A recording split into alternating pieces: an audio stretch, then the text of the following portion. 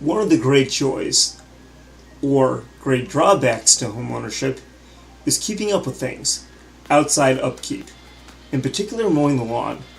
Myself personally, I'm always looking for new and inventive ways to improve efficiency. That's where this comes in.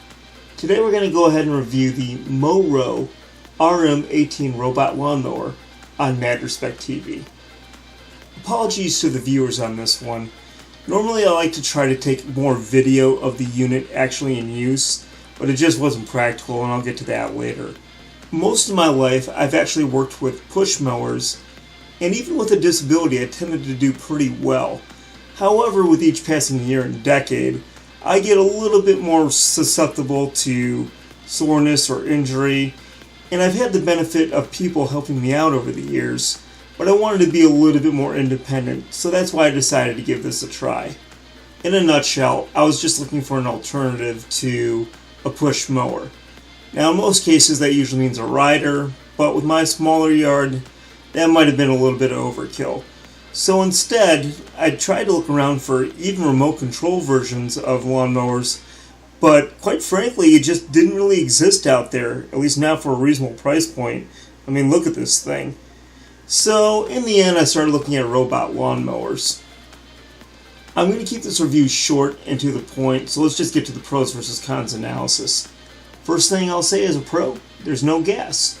So it's good if you're cost conscious, and it's good if you're an environmentalist. It works independently, kind of like a Rumba, so the unit will turn on randomly, kind of do its thing, cut grass in random directions for a little while, and then it'll go back to the charging station periodically. It even knows to go back to the charging station when it rains. It does clearly cut the lawn, so it definitely serves its purpose in that regard. You can actually see a decisive trim behind it. It's programmable, it's quiet, and you could even run in the middle of the night. Speaking of the programming, that brings me to the first real con. It was not really easy to program the unit, even when I'm looking directly at the instructions. I kind of found it to be a pain in the neck. And the unit itself is not very easy to set up in terms of yard perimeter. You have to lay down the wire and have it staked down. You don't have a lot of wire, so you have to have a relatively small yard to make it work properly. If you want it to maneuver around flower beds and trees, you have to set up a ring around the obstruction with a trail leading away from the tree or flower bed. This effectively divides your yard into sections, which could trap the mower unevenly on certain sections of the yard. It's not a feature I'm very fond of. I would just rather just bump into the obstruction and move in another direction, but if you do that, it's possible the mower could get stuck more frequently, and that's one of the bigger issues. It gets stuck way too easily with longer grass. I understand the idea of having to cut the lawn in advance once before you just let the robot lawnmower do its thing, but it just feels like it can get stopped way too easily. Finally, and this was a bigger thing for me, there's a threat of theft or other liabilities if you have like a high traffic area.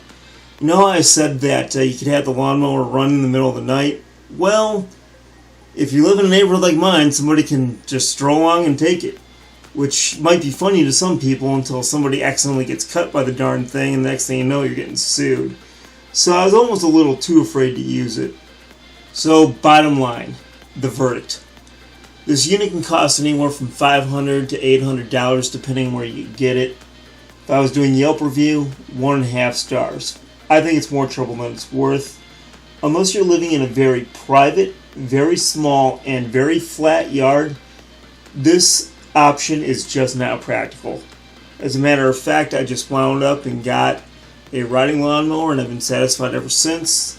One of the reasons why I didn't do a lot of video recording is because I didn't give it long enough of a chance. It just wasn't working out, and quite frankly, I can't give it away even if I tried. That being said, it's not the worst thing I've seen in the world, it just wasn't right for me. Thanks for watching. This is Mad Marty, reminding you to do what's responsible, avoid what's irresponsible, make the most of what you got, and get respect. Mad respect. If you like my content, feel free to check out some of my other playlists and subscribe. Thanks again.